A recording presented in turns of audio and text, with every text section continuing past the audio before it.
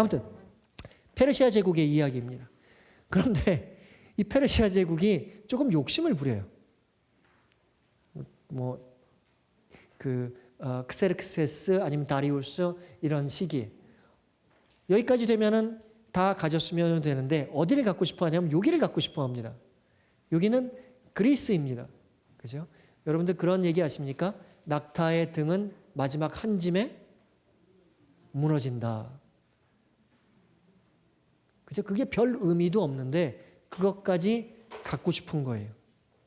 내가 차찬 세트를 쭉 모았는데 하나가 비는 겁니다. 그죠? 사탄이 인간을 유혹에 빠뜨릴 때 금 9덩이 내지는 99덩이를 준다고 합니다. 그러면 그걸 어떻게든지 10덩이 또는 100덩이를 만들고 싶어 하는, 그렇죠?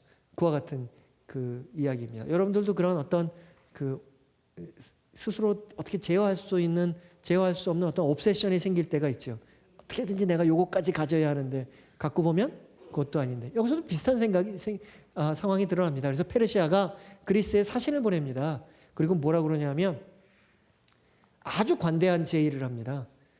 그리스, 너희는 우리한테 무슨 조공을 바칠 필요도 없고, 뭐 우리가 너희한테 어떤 군사적으로 어떤 그 정치적인 개입도 안 하겠고, 단지 너희가 페르시아 제국에 그냥 부속돼 있다는 걸 인정만 해라. 뭐 이 정도의 이야기를 합니다. 근데 여러분들 당시에 그리스라는 곳이 작은 도시국가로 이루어져 있는데, 그러면서 인간에 대한 이해, 철학적 반성이 대단히 발전했던 지역입니다. 오늘날 우리가 생각하고 있는 민주주의의 어떤 개념은 그때 시작이 됩니다. 그리고 오늘날보다도 그때 그리스 시민국가에서 더 이상적인 민주주의가 실현되었다고 사람들은 생각을 합니다. 오늘날은 사실 엄격한 의미에서 민주주의는 아니죠. 지금 공화정입니다. 우리는 대의민주주의를 하고, 민주주의에 좀 변형된 형태입니다. 지난번에 한 그 주민투표, 그게 사실은 그 민주주의의 본래의 모습이죠. 그죠? 우리가 모든 것에 대해서 국민들이 의사를 얘기하는. 아무튼 하지만 그런 인간에 대한 반성, 또 인간의 자유에 관한, 또 존엄성에 관한 그와 같은 이야기들, 것들에 대한 깊은 그런 철학적인 사고를 가졌던 그리스 민족들에게, 그렇죠? 너희가 페르시아에게 종속된다는 것을 인정하라라는 건 받아들일 수 없는 제안이었습니다. 따라서 전쟁이 일어납니다. 그래서 페르시아에서 군대들이 가는데 뭐 역사학자에 따라서 그 숫자를 세는 방법은 다양합니다만 적어도 한 6만에서 10만 정도의, 어떤 사람들은 굉장히 그보다 더 5, 60만을 얘기하기도 합니다만 한 6만에서 10만 정도의 군대가 아마 거기까지 갔던 것 같습니다. 그러니까 그리스에서 이제 난리가 났죠. 당시에 그리스 도시국가, 도시연합을 이끄는 두 도시국가가 있었는데 그게 아테네와 스파르타입니다. 아테네와 스파르타인데 스파르타는 싸움을 잘했던 것 같아요. 스파르타의 문제가 있는 게, 스파르타는 약간은 우생학적인 생각을 갖고 있었습니다. 따라서 아이가 태어났는데 변변치 않다, 좀 모자른다, 그러면은 숲속에서 갖다가 버렸다는. 그래서 스파르타의 가장 큰 문제는 뭐냐면 인구가 계속해서 늘어나질 않는 거예요. 요즘 대한민국의 문제와 비슷합니다. 인구가 늘어나질 않는 거예요. 아이가 많이 태어나지 않고. 그러니까 스파르타로서는 전쟁에 가서 남자들이 싹 죽어버리고 나면 큰일 나는 겁니다. 이거 어떻게 할까 하다가 당시에 레오니도스라는 스파르타의 왕은 사실은 전쟁에 나가고 싶지 않았습니다. 그 몇 년 전에 그 개봉되었던 300이라는 영화는 그 역사의 고증이라는 측면에서 굉장히 잘못된 영화입니다. 레오니도스는 전쟁에 나가고 싶지 않았는데 전쟁에 나가야 되는 상황이 생긴 겁니다. 왜냐? 스파르타는 명예를 중요시 여겼으니까 겁쟁이처럼 뒤로만 있을 수는 없는 겁니다. 그래서 전쟁에 나가기는 나가는데 300명 데리고 나가는 겁니다. 그 300명은 다 미혼입니다. 그게 무슨 뭐 가정이 있는 사람들을 생각해서 그러는 것이 아니라, 가정이 있는 사람들은 애를 낳아야 되니까 장가 안 간 놈들만 데리고 나가는 겁니다. 예, 그때 그 스파르타의 어머니들이 한 이야기가 오늘날까지 인구에 회자하는 그 이야기입니다. 이 전쟁에 너희가 나가는 아들들을 향해서 다음과 같은 한마디를 한 겁니다. 살아서 돌아오지 마라. 어떤 뜻이냐면 살아서 돌아오지 마라. 그리고 가로치고 명예를 지켜라. 명예를 지켜라 라는 이야기입니다. 그래서 그 스파르타군이 북쪽으로 올라갑니다. 북쪽으로 올라가서 테르모필렌 지역에서 좀 전략적인 지역이지요. 거기서 페르시아군과 맞서게 됩니다. 테르모필렌이라는 지역은 아주 좁은 길, 한쪽으로는 낭떠러지, 반대쪽으로는 바다로 떨어지는 낭떠러지, 한쪽으로는 높은 그런 산이 깎아진 절벽이 있는 그와 같은 지역인데, 한 병사들이 한 3명에서 5명 정도 있으면은 길이 딱 막히는 그와 같은 지역입니다. 따라서 6만을 데리고 왔든지 300을 데리고 왔든지 싸우는 건 앞에 있는 5명들끼리만 싸우는 거예요. 그러니까 뒤에 있는 애들은 소리만 지르고, 그런 일들과 함께 첫날 전투에서 페르시아군이 커다란 손실을 봅니다. 근데 역사에는 항상 그렇듯이, 뭐 아까도 친일파 얘기를 했습니다만, 어느 그리스 농부 하나가 돌아갑니다. 돌아가가지고 페르시아군에게 뒷길이 있다는 걸 가르쳐 줍니다. 그러니까 둘째 날 전투에서는 페르시아군이 양쪽으로 협공을 하니까 스파르타군이 둘째 날 전투에서는 제대로 싸우지를 못하게 됩니다. 영화가 또 한 가지 잘못된 점은, 레오니도스 왕은 그 영화에서 보면 끝까지 전투를 하는데 그렇지 않습니다. 둘째 날 전투에서 상당히 이른 시간에 레오니도스라는 스파르타의 왕이 죽고 맙니다. 그런데 고대 세계에서는 왕이 죽으면 전쟁이 끝나버립니다. 그런데 스파르타군은 그렇게 죽은 레오니도스의 자신의 왕의 시체를 뺏기지 않기 위해서 끝까지 싸우다가 한 사람도 남김없이 죽고 말았다라는 것이 이 유명한 전투의 일화입니다. 조금 그 영화에서 또 하나 잘못된 것은, 300이라는 영화를 보면, 전화 왔습니다. 300이라는 영화를 보면은 스파르타군이 다 무슨 체육관 강사 같은 사람들이 다 나와서 이렇게 하잖아요. 그렇지 않습니다. 스파르타군은 그런 식으로 다 벗고 싸운 게 아니라, 이렇게, 그건 영화를 만들기 위해서 어쩔 수 없는 거고, 아주 두꺼운 갑옷을 입고 싸웠고, 그리고 군복인지는 모르겠습니다만 당시에 페르시아군은 영화에 나오는 것처럼 그렇게 야만적인 군대가 아니었습니다. 당시에 페르시아군의 군복을 보면, 이게 전투복인지 아닌지는 모르겠습니다만 고고학적으로 발견된 것을 보면 페르시아군의 군복은 비단이었습니다. 어떻게 비단 입고 싸울 생각을 했는지 몰라도, 하여튼 나오고 보면 그런 비단으로 된 그런 군복들이 우아하게 아마 이렇게 싸웠는지 모르겠습니다. 아무튼 그리고 나서 페르시아가 일단 물러났다가, 엄청난 손실을 받고 나서 일단 물러났다가 나중에 바다로 쳐들어가는데, 이번에 바다에는 아테네의 해군이 기다리고 있는 겁니다. 그러면서 페르시아군이 결국은 자기 지역으로 후퇴하는, 그렇다고 해서 마케도니아 지역이 그리스 지역이 페르시아를 쳐들어간 건 아닙니다. 아직은. 하지만 페르시아가 그리스 지역에서 어떤 군사적인 성공을 하지 못하자 그 다음부터 문제가 생기는 겁니다. 어떤 문제가 생기겠습니까? 쟤네가 저렇게 싸워서 졌어? 그러니까 다른 소수민족도 막 용기를 내서 페르시아를 건드리는 겁니다. 이런저런 곳에서 반란이 일어나면서 페르시아 지역이 전체적으로 약세, 점점 국력이 쇠퇴하게 되고, 그 다음에 이런 문제에 정신을 뺏기게 되었을 때, 이쪽에 이스라엘의 북쪽에 있었던 마케도니아의 필립이라는 왕이 등장합니다. 그 왕이 마케도니아를 통해서 전체적인 그리스 반도를 통일하고, 마케도니아가 등장하는 시기에 아테네와 스파르타는 서로 경쟁적으로 또 내전에 휩싸입니다. 그렇게 힘이 약해진 시기에 마케도니아가 전체적으로 모든 그리스 반도를 통일하고, 그러면서 영토를 확장할 계획을 세우는데, 이거는 내 시기에 다 이룰 수는 없겠구나라는 생각을 했기 때문인지 자기의 아들에게 과외 선생을 하나 붙입니다. 그렇죠? 자신의 그 필립의 아들이, 그 이름도 유명한 알렉산더이고, 그 과외 선생의 이름이 아리스토텔레스입니다. 그렇죠? 따라서 그 아리스토텔레스로부터 어렸을 때부터 철학, 음악, 아니면 문화에 대한, 또는 공학이라든지 전쟁, 전략, 전술에 관한 교육을 받은 알렉산더는 모든 면에서 다 준비가 되어 있는 거죠.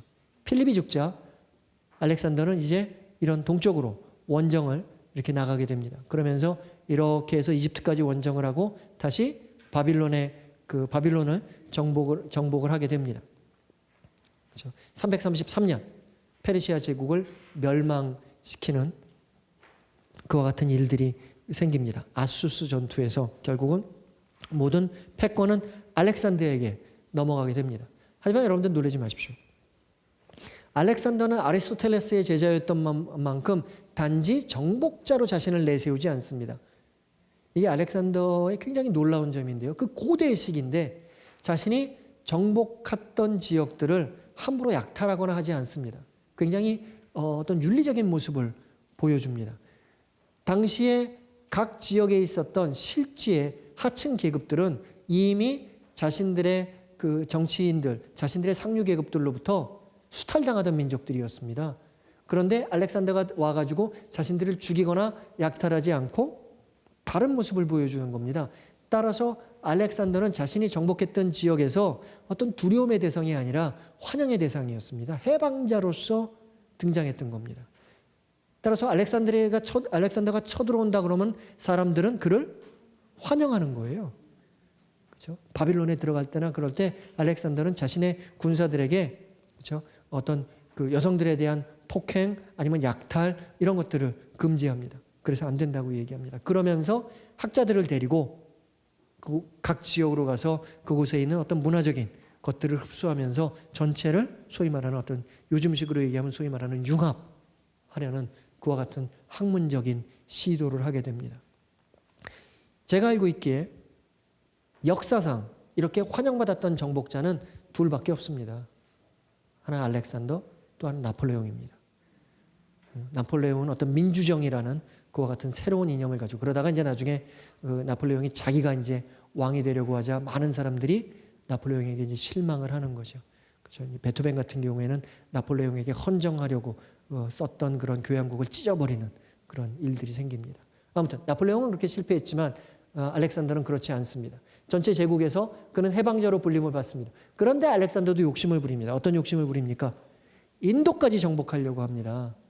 근데 인도는 알렉산더가 갖고 있었던 전술 전략으로는 쉽게 정복할 수 없었던 어떤 습지가 많은 그와 같은 지역입니다. 따라서 정복에는 어느 정도 성공을 하지만 성공이냐 실패냐를 가늠할 수 없는 뭐 그런 뭐라 그럴까요? 전투에서는 성공하지만 전쟁에서는 성공하지 못했던 그와 같은 그 결과를 가지고 다시 바빌론으로 돌아왔는데 알렉산더가 그만 죽고 맙니다.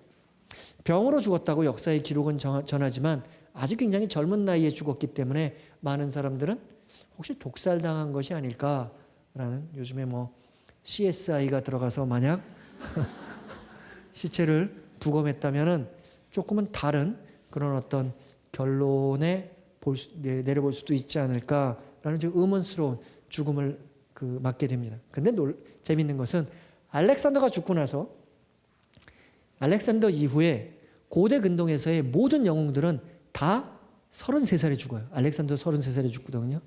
심지어 예수님도 예수님은 뭐 누가복음에 나오는 여러 가지 뭐 30대에 뭐 공생활을 시작하시고 그러면서 뭐 한 2, 3년 정도 하지 않았을까라는 어떤 기록을 바탕으로 하고 있는 겁니다. 하지만 굉장히 많은 영웅들이 33세 죽어요. 헬레니스트 제국, 아까 페르시아 제국보다 더 큰 제국의 모습을 갖게 됩니다. 그런데 알렉산더가 죽고 나서 제국은 갈라지게 됩니다. 5, 그리고 시간이 지나면서 7, 뭐 이런 식으로 제국이 갈갈이 갈라지면서 그 후계자들이 각각의 제국들을 나눠 갖게 되는데 이쪽 그 팔레스타인 지역은 그 두 갈라진 제국들의 사이에 끼게 됩니다. 이 위쪽에 있는 것은 셀류코스라는 왕조가, 남쪽에 있는 것은 프톨레마이오스라는 왕조가 각각 다스리게 되는데, 그렇죠? 알렉산더의 후예들이니까 당연히 백인들입니다. 그렇죠? 하지만 이곳에 가서 살게 되는데요. 그렇죠? 셀류코스 왕조와 프톨레마이오스 왕조. 이 알렉산더의 죽음 이후 각각의 그 세력은 프톨레마이오스 왕조가 다소 군사적으로 유리했던 것 같아요. 따라서 이 팔레스타인 지역은 어느 기간 동안은 이 프톨레마이오스 왕조에 부속되고 맙니다. 그러다가 100년에서 한 150년 정도의 시간이 지나고 나서 셀루코스 왕조가 단단히 마음을 먹고 군사력을 키워서 전체적인 지역을 점점 세력을 넓혀가면서 이 팔레스타인 지역도 셀루코스 왕조의 편입되기 시작을 합니다. 그러면서 안티오쿠스 4세라는 인물이 등장하는데 이 안티오쿠스 4세라는 인물은 어떻게 하면 군사력을 계속해서 유지할 수 있느냐, 그러면서 자신의 정복 전쟁을 성공적으로 이끌 수 있느냐라는 것에 관심을 가졌던 인물입니다. 군대를 이끌려면 아까 말씀드린 대로 뭐가 필요하죠? 돈이 필요합니다. 근데 돈이 없는 거예요. 사람들에게 세금을 통해서 걷는 돈은 한도가 있습니다. 조금 더 걷게 되면 잘못하면 사람들이 반발이 일어나게 됩니다. 그렇죠? 우리나라에서도 뭐 세금 때문에 항상 무슨 정부가 잘하느니 못하느니 뭐 이런 얘기가 있듯이, 그렇죠? 과거에는 특히 그런 어떤 세금에 관한 엄청난 그런 반발이 예상됐던 것 같습니다. 그리고 이미 굉장히 높은 그 세금을 걷었던 것 같습니다.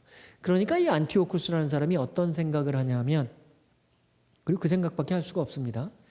자기가 정복한 지역 셀류코스 왕조 안에 들어있는 성전에 있는 것들을 약탈하기 시작을 합니다. 사실은 성전에 있는 것들을 국가에 뭐 기부하도록 하는 그와 같은 정책을 피다가 그것을 거부하는 성전에 관해서 그것을 약탈하기 시작하는 것이죠. 근데 여러분들 생각해 보십시오.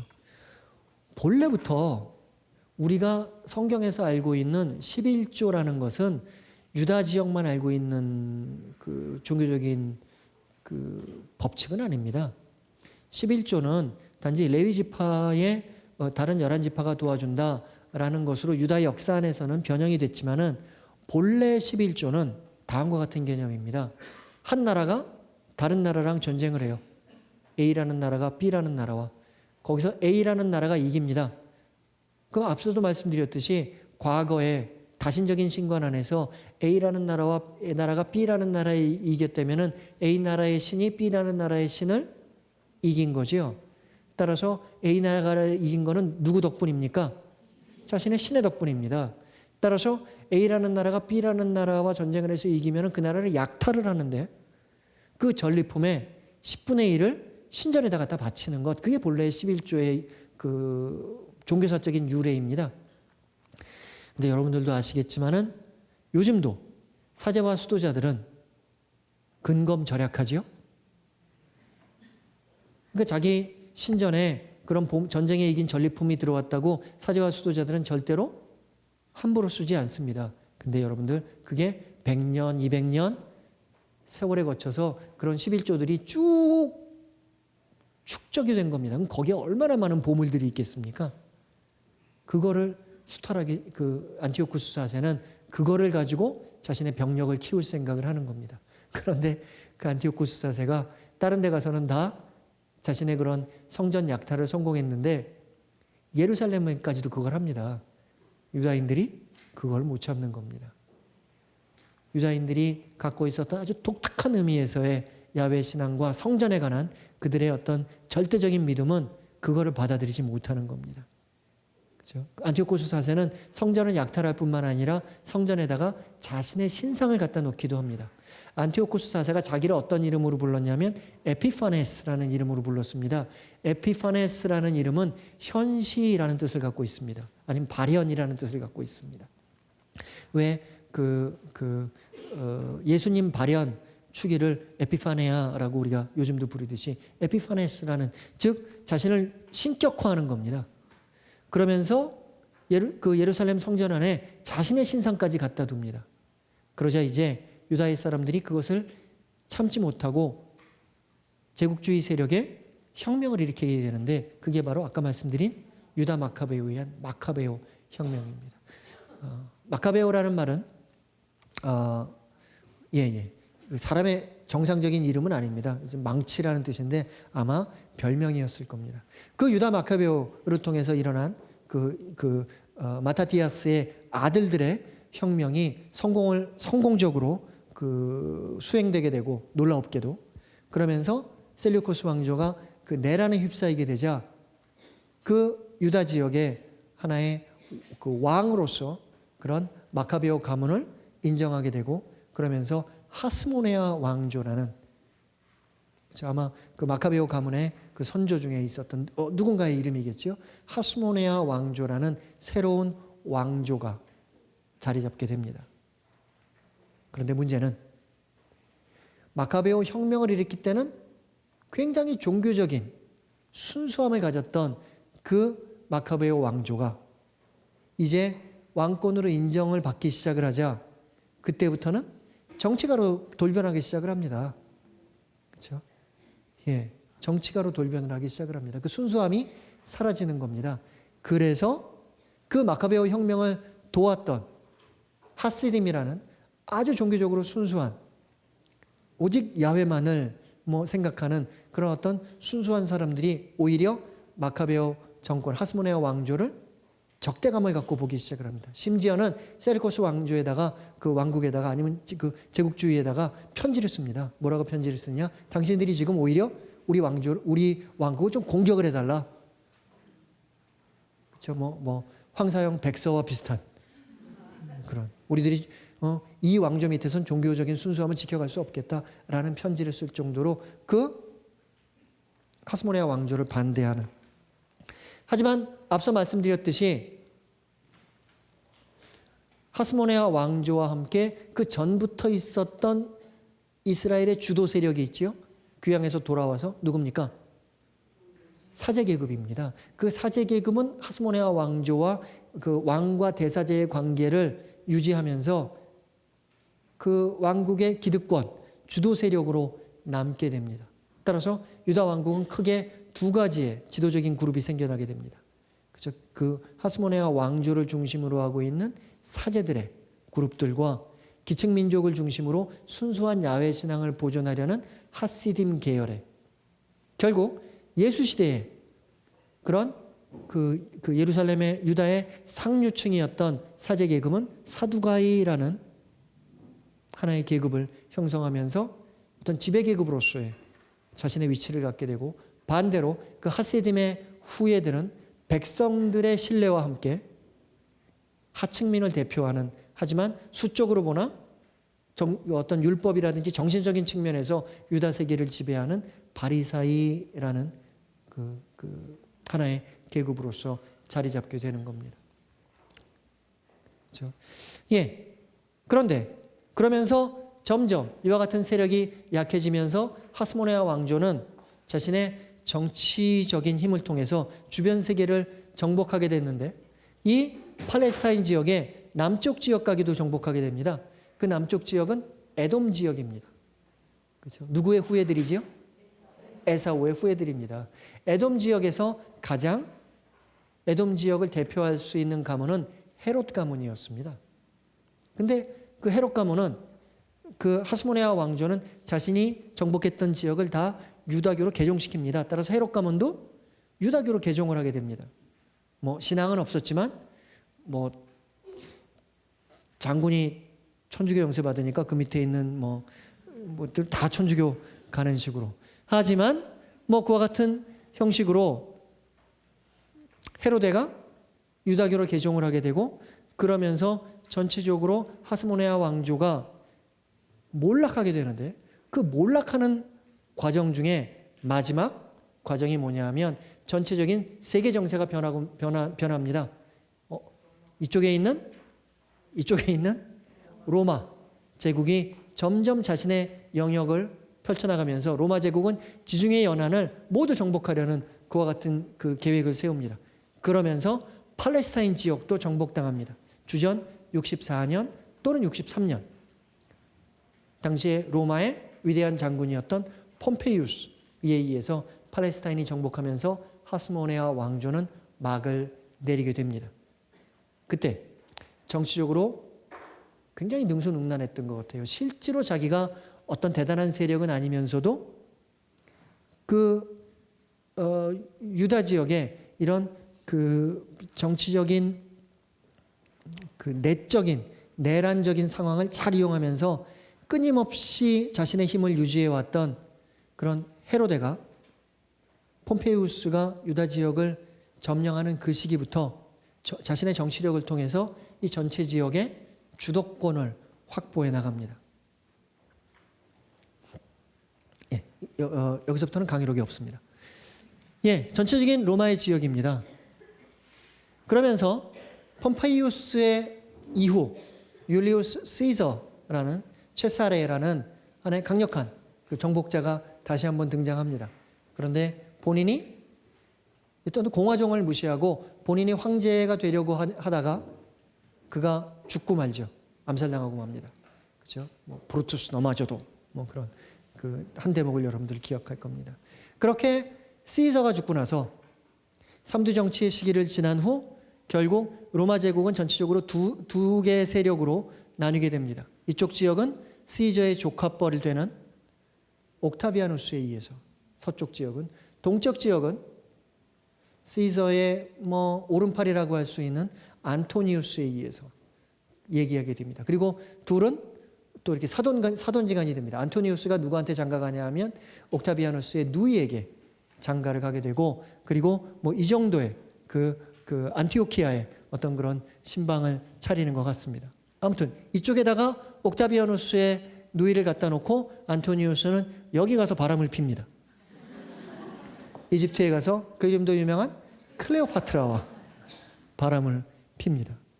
그러니까 그것 때문인지 아니면은 결국 정치적으로 양립할 수 없어서 때문인지 옥타비아누스가 안토니우스를 치기 위해서 군대를 끌고 오는데, 참으로 이상한 것이 오늘날 역사학자들이 설명하지 못하는 많은 것 중에 하나의 문제가 뭐냐면, 안토니우스와 클레오파트라의 연합군이 여기서 옥타비아누스의 함대를 기다리고 있다가 옥타비아누스의 함대를 보자마자 도망가기 시작합니다. 어떤 위세에 눌렸는지 아니면 싸울 의욕이 없었는지, 그래서 결국 안토니우스와 클레오파트라는 알렉산드리아로 뭐 돌아와서 거기서 죽게 되는, 독사의 독을 마시고 아니면 물려서 죽게 되는 그와 같은 비극적인 최후를 맞게 됩니다. 이때 헤롯 가문은, 헤로데는 본래는 누구의 편을 들었을까요? 이쪽 지역은 안토니우스 지역이었으니까 안토니우스를 지원했겠지요. 그런데 상대편이 이익이었잖아요. 그랬을 때 헤로데가 아주 놀라운 결정을 합니다. 옥타비아누스는 자기가 찾아갑니다. 그래놓고 내가 지금 고백성사를 봅니다. 가서 옥타비아누스 앞에 가서 내가 무릎을 꿇고 왕관을 내려놓습니다. 내가 지금까지 안토니우스를 지원했는데 거기에 대해서 정말 잘못했다는 생각을 한다. 그러면서 싹싹 빕니다. 당신이 나를 어떻게 하든 나는 그 벌을 달게 받겠다. 무슨 딜을 하는 게 아니라. 그러니까 옥타비아누스가 정복자로서 이제 자기가 다 정복을 했으니까 옥타비아누스는 아마 좀 관대한 마음을 가졌던 것 같습니다. 헤로데에게 네가 이렇게 고백성사를 보니까 참 기특하다. 그리고서 그를 이 지역의 왕으로 삼습니다. 이건 사실 대단한 일입니다. 그렇죠? 자신의 정복한 지역의 왕으로 삼는다는 것. 따라서 헤로데가 그때부터는 이 모든 지역을 정복하게 되는. 그러면서 옥타비아누스가 전체 지역을 정복하고 자신의 이름을 바꿉니다. 아우구스투스. 아우구스투스는 라틴 말로 드높은 자라는 뜻입니다. 즉 자기를 신격화하는 겁니다. 그렇죠? 자신을 신으로 섬기는 그와 같은 어떤 그 황제, 인간적인 어떤 그 제국주의의 황제를 뛰어넘어 자기가 신이라고 이야기합니다. 전체 인류 역사를 통해서 오늘날까지 신으로 기억되는 사람은 두 사람입니다. 율리우스 시저와 그의 조카 아우구스투스. 본래 로마의 달력은 1월부터 6월까지는 그들이 믿고 있었던 신이라고 생각했던 신들의 이름으로, 7월부터 12월은 그 숫자로 되어 있었습니다. 그런데 율리우스 시저가 먼저 7월을 차지합니다. 그래서 7월이 줄라이가 됩니다. 율리우스 시저니까. 그러자 아우구스투스는 질세랑 8월을 차지합니다. 그래서 어거스트가 됩니다. 아우구스트가 됩니다. 거기에 유리합니다.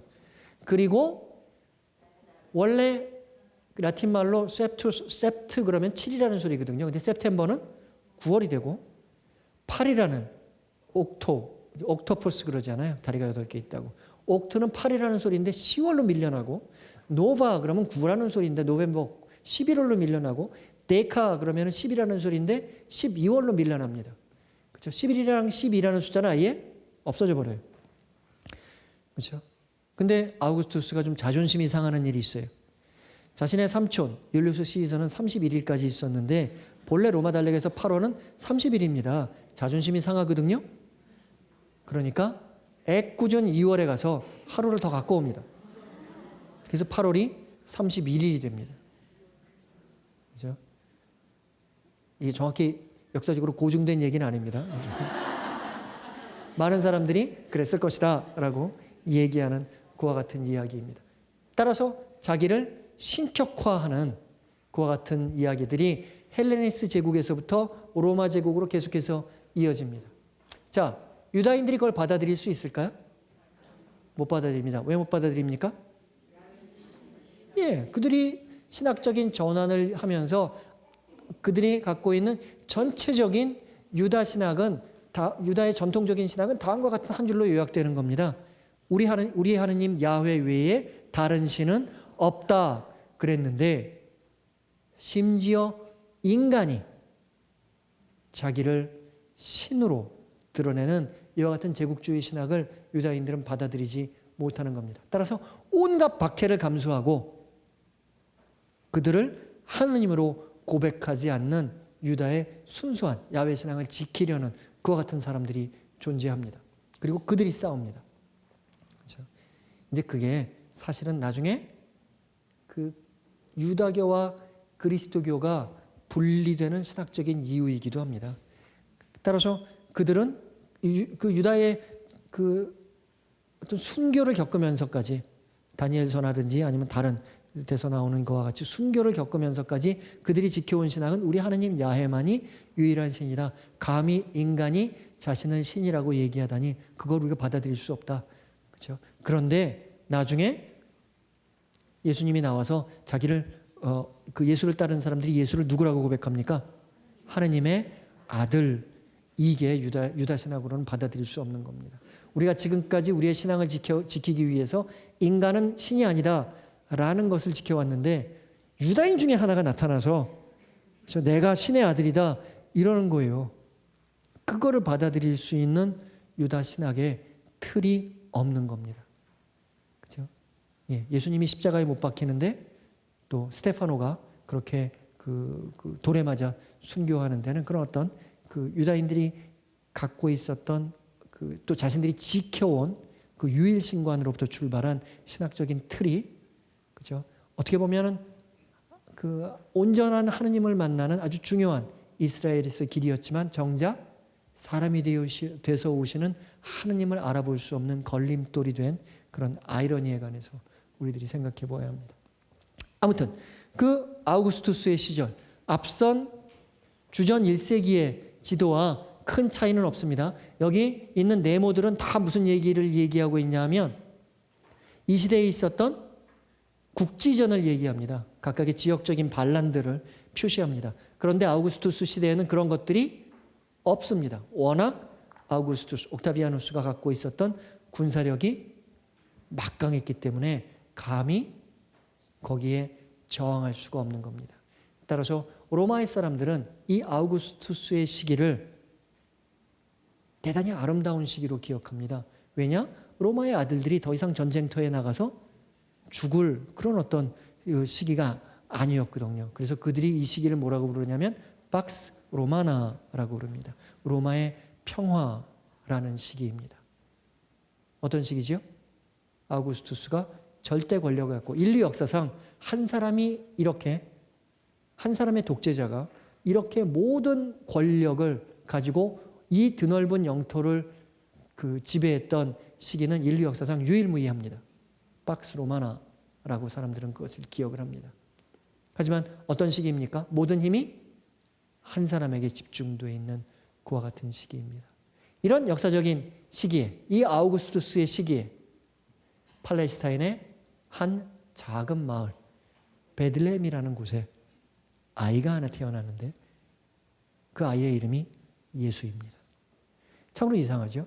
하느님께서 하필이면은 이곳, 하필이면은 이 시기를 골라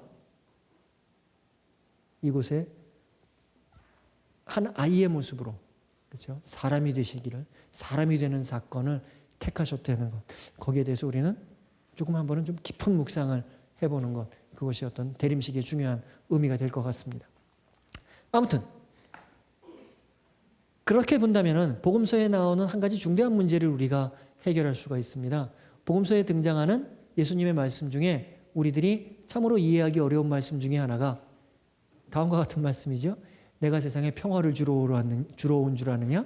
나는 세상에 칼을 주러 왔다. 불을 주러 왔다. 뭐 이런 말씀입니다. 그렇죠? 이 말씀을 읽으면서 우리들은 한결같이 어떤 생각을 합니까? 이상하다. 거꾸로 돼야 되는데. 그죠? 나는 세상에 칼을 주러 온 것이 아니라 평화를 주러 왔다. 이랬어야지 뭐가 맞는 것 같은데 이것이 어떤 의미일까? 예수님이 말하는 평화는 박스 로마나입니다. 아우구스투스의 평화입니다. 예수님 시기에 그 아우구스투스가 모든 전제 권력을 가지고 모든 제국을 다스리던 시기에 이 땅에 오신 예수님께서 나는 그와 같은 평화는 내가 세상에 주러 온 평화가 아니다. 그렇죠? 한 사람이 힘을 독점하고 있는 것이 아니라 모든 사람들이 서로 나누고 섬기는 그것이 나는 섬김을 받으러 온 것이 아니라 섬기러 왔다는 그와 같은 예수님의 말씀을 통해서 예수님은 박스 로마나를 받아들이는 겁니까? 아니면 그것을 부정하는 겁니까? 부정하는 겁니다.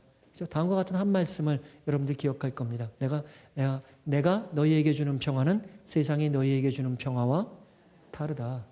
그렇죠? 한 사람이 모든 힘을 독점해서 다른 모든 사람을 지배하는 것이 아니라 인간과 인간이 서로 섬기고 나누고 그렇게 함께 살아가는 세상, 그것이 바로 하느님 나라이다 라는 것을 예수님께서는 우리에게 선포하시는 겁니다. 자, 그 아이가 태어난 지역이 베들레헴입니다. 베들레헴에 관한 이야기를 마지막으로 오늘 강의를 좀 마무리했으면 합니다. 우리가 알고 있는 그 아기, 아우구스투스의 시기, 베들레헴이라는 장소, 헤롯 대왕의 시기, 우리가 알고 있는 역사적인 지표는 이 정도입니다. 그 다음에 요셉과 마리아에 의해서 태어났다.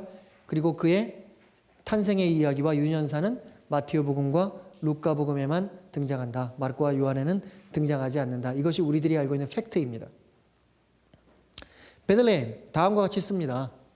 히브리 말로 다음과 같이 씁니다. 정확하게 읽자면 두 단어가 합쳐진 겁니다. 벳, 레헴. 벳 그러면 어떤 뜻이죠? 집. 레헴, 빵입니다. 뭐 하필이면 태어나셔도 빵집에서 태어나신 거예요. 그렇죠?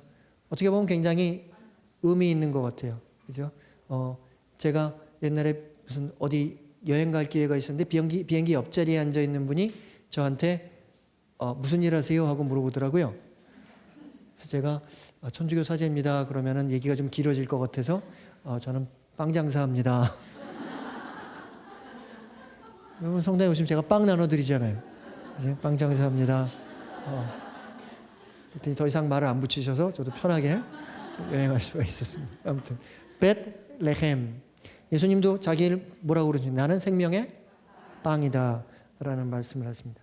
굉장히 작은 도시입니다.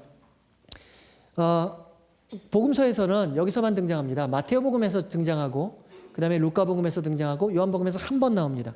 성서에도 그리스도는 다윗의 자손으로 다윗이 살던 동네 베들레헴에서 뭐 이런 대목입니다. 베들레헴, 우리가 알고 있기에 베들레헴, 우리가 지금까지 읽어온 창세기에서 어느 대목에서 등장하지요?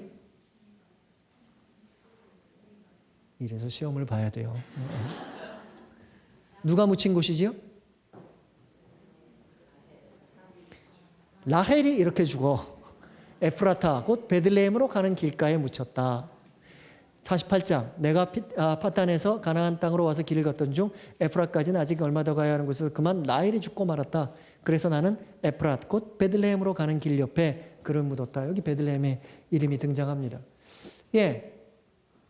베들레헴, 누구를 낳고 라헬이 죽는 거죠? 베냐민을 낳고 죽는 겁니다. 또 베들레헴 그러면 우리가 거기서 누가 태어납니까? 다윗이라는 인물이 태어납니다. 따라서 창세기에서부터 이미 언급되는 지명인데 다윗 왕과 관련이 있다. 따라서 예수가 베들레헴에 태어났다라는 것은 누구와 연관되는 겁니까? 다윗 왕과 연관되는 겁니다. 다른 것들에 대해서는 조금 생략하겠습니다. 그 베들레헴 사진을 보면 다음과 같습니다. 여기서 보면은 이쪽에 있는 지역이 베들레헴입니다. 두 번째 사진 자료에서 보면 여기에 있는 항공사진이라서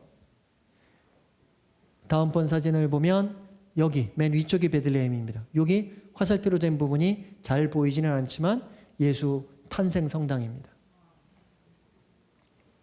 예, 북쪽에서 본 베들레헴의 전체적인 그 정경의 모습입니다. 예, 예수 탄생 성당 여기 보면은 뭐 건물이 하나 보이죠? 예, 예수 탄생 성당의 모습입니다. 지금은 베들레헴은 한 3만 5천 명 정도의 사람들이 거주하고 있는 도시입니다. 말이 도시지 3만 5천이면 우리식으로 보면 동네죠. 그냥 동네. 예. 이것이 예수 탄생 성당으로 가는 베들레헴의 번화가입니다. 전혀 번화해 보이지 않고 예수 탄생 성당입니다. 예수 탄생 성당은 지금 지어진 이 성당은 아닙니다. 본래 누가 지었냐면 헬레나가 지었습니다. 헬레나는 콘스탄틴, 대단하십니다. 제가 공부를 더 해갖고 와야 될 것 같아요. 콘스탄틴의 어머니입니다. 콘스탄틴이 그리스도교를 받아들이는 아주 결정적인 역할을 한 분 중에 하나입니다. 그 헬레나가 이 성지에 여러 성당을 짓게 되는데 이 베들레헴에도 하나를 짓게 됩니다. 물론 이건 개축된 그와 같은 모습입니다. 그런데 여기 보면은 사람의 키가 이만하고 문은 정작 좁습니다. 그래서 많은 사람들이 그렇게 생각합니다. 신학적인 의미로 이것은 거기에 머리를 숙이고 들어가야 된다라는 그런 의미로 생각을 합니다만 사실은 역사적으로 보면 본래 굉장히 큰 문이 있었는데 그 문을 막습니다. 왜냐? 이곳이 워낙 그 십자군 전쟁 이후로 그리스도인들과 무슬림의 전쟁이 심각했기 때문에 항상 점령되었던 지역이고 따라서 말을 타고 그 안으로 자꾸 들어오는 거예요. 그래서 말을 타고 못 들어오게 하기 위해서 이렇게 작은 문을 만들게 됩니다. 그리고 이곳에 이제 중앙의 모습이 보이고 그리고 중앙제대의 모습입니다. 여기에는 촛불이 있고 여기에는 어떤 향을 피우는 그와 같은 모습들이 보입니다. 조금 더 가까이에서 보면 다음과 같은 모습인데 여기 보면 별 모양이 있죠? 그렇죠? 예, 동방박사를 인도했던 그 별입니다. 그리고 여기 구멍이 하나 있는데 이 구멍을 통해서 밑에 층이 보입니다. 그 밑에 층에 예수님의 구유가 있습니다. 침대같이 보여요? 뭐 예수님 침대 맞지요? 한 가지 중요한 사실은 우리는 구유라 그러면은 나무로 만들었다고 생각하지요? 하지만 이스라엘, 팔레스타인 지역은 나무들이 귀한 지역입니다. 따라서 구유는 돌로 만듭니다. 돌을 파서 만들었습니다. 구유의 모습을 보기 전에 그 베들레헴의 근처에 어떤 자연 환경입니다. 굉장히 척박한 어떤 풀들이 없는 그리고 지금도 어떤 양떼를 치는 어떤 양치기의 모습을 우리가 같이 볼 수가 있습니다. 구유는 다음과 같이 돌을 파서 만들게 됩니다. 그렇죠? 그렇게 생각하면 아기 예수님이 태어나서 저기서 주무시다가 입 돌아가지 않았을까? 불경한 생각을 하게 되는데, 근데 거기다 이제 뭐를 깔고 이렇게 잘 해가지고 아기 예수님이 누워 계시도록 했겠죠. 실제의 모습은 아기를 놓게 되면, 그렇죠? 예, 이 이제 서너 살 된 아이가 이렇게 누워도 이렇게 딱 닿을 정도로 굉장히 작은, 따라서 아주 갓난 아기가 누워질 수 있는 그 정도의 크기가 아닌가 생각합니다. 이게 요즘 성탄을 이렇게 준비하면서 우리들이 함께 생각할 수 있는 중요한 화두가 있습니다. 그렇죠? 예수님을 만나기 위해서, 그렇죠? 동방박사들은 또 그 주변에 있던 목동들은, 그렇죠? 별의 인도를 받고 하나님의 천사의 부름을 받아 어디로 가야 했습니까? 베들레헴에 구유에 누워 있는, 그렇죠? 그 아이를 만나러 가야 했습니다. 그게 하나님의 선택이죠. 그죠? 조금 전에 말씀드린 대로 그와 같은 역사적 지평 위에서 아우구스투스라는 그런 어떤 인류 역사상 전무후무한 그와 같은 제국주의의 뭐 지도자라고 해야 될까요? 독재자라고 할까요? 그 사람이 있던 박스 로마나라는 그와 같은 어떻게 받아들여야 될지 잘 모를 수 있는 그런 권력이 집중된 상황에서 예수님은 정반대로, 그렇죠? 돌로 만든 침대도 아니고 어느 한 구유에, 그렇죠? 자신이 사람이 되시는 그 장소로 선택하셨다는 그것을 우리가 어떻게 받아들여야 될지 잘 모르겠습니다. 하지만 분명한 것은 있습니다. 그렇죠? 우리가 성탄 시기를 보내면서 가장 바라는 것은 뭡니까? 나도 그런 동방박사와 목동들과 함께 예수님을 만나고 싶다라는 거죠. 그리고 예수님을 만나기 위해서 성경은 우리에게 어디로 가라고 얘기합니까? 베들레헴으로 가라고 얘기합니다. 근데 그것이 여러분들이 사진으로 보여드리면서, 그러니까 저랑 12월 24일 비행기 타고 절로 갑시다 라는 말씀을 드리는 것이 아닙니다. 그렇죠? 우리들의 삶 안에서도, 우리들의 삶의 자리에도 베들레헴이라는 장소가 있습니다. 그렇죠? 우리들의 삶의 자리에서도 로마도 있고 파리도 있고 런던도 있고 바빌론도 있고 또 이집트도 있습니다. 그렇죠? 그런데 예수님을 만나기 위해서는 우리가 베들레헴이라는 곳으로 가야 합니다. 그래서 여러분들이 오늘 강의를 마무리하시면서 한 가지 생각해야 될 화두란, 그렇다면 내가 예수님을 만날 수 있는 내 인생의 베들레헴은 어디일까? 라는 어떤 질문을 한 가지 가지시고 이 자리를 떠나셨으면 합니다. 1년간의 강의, 창세기 시작부터 시작을 해서 그것이 예수님 사건까지 어떤 관련, 어떤 연관성 위에, 또 어떤 역사적 흐름 위에 있는가를 한번 좀 되짚어보는 시간을 가졌던 것 같습니다. 조금은 그 광대한 역사를 짧은 시간에 들어보느라고 좀 이렇게 징검다리식으로 건너보았는데, 아마 정치적인 어떤 역사의 파노라마를 좀 그리시는데 도움이 되셨으면 합니다. 긴 강의 끝까지 들으시느라고 수고하셨습니다. 고맙습니다.